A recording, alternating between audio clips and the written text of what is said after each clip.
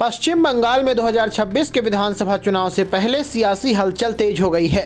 हाल ही में विवादित बयानों को लेकर सुर्खियों में रहे विधायक हुमायूं कबीर ने राजनीतिक तापमान और बढ़ा दिया है। तृणमूल कांग्रेस से निलंबन के बाद हुमायूं कबीर ने न सिर्फ नई पार्टी बना ली, बल्कि सीधे मुख्यमंत्री ममता बनर्जी को खुली चुनौती दे डाली। उन्होंने ऐलान किया है कि मुर्शिदाबाद जिले में टीएमसी को एक भी सीट नहीं जीतने देंगे। टीएमसी से बाहर किए जाने के बाद हुमायूं कबीर ने हाल ही में अपनी नई राजनीतिक पार्टी जनता उन्नयन पार्टी यानी जेयूपी के गठन की घोषणा की। इस मौके पर बेलडांगा में आयोजित जनसभा को संबोधित करते हुए उन्होंने ममता सरकार पर जमकर निशाना साधा।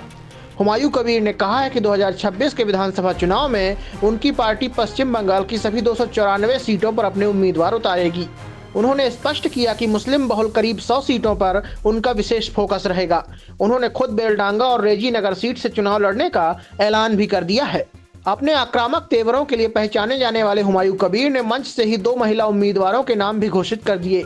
उन्होंने मनीषा पांडे को मुर्शिदाबाद और निशा चटर्जी को कोलकाता की बालीगंज सीट से चुनाव मैदान में उतारने की घोषणा की।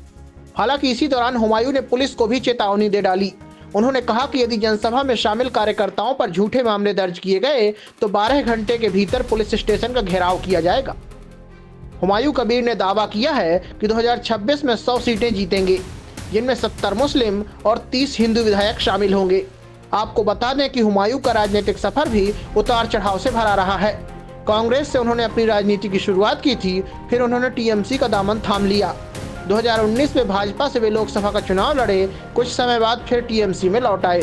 फिलहाल नई पार्टी उन्होंने बना ही ली है, इसलिए भरतपुर से मौजूदा विधायक हुमायूं कबीर के दावों को देखते हुए सबकी नजरें 2026 के नतीजों पर टिकी हुई हैं।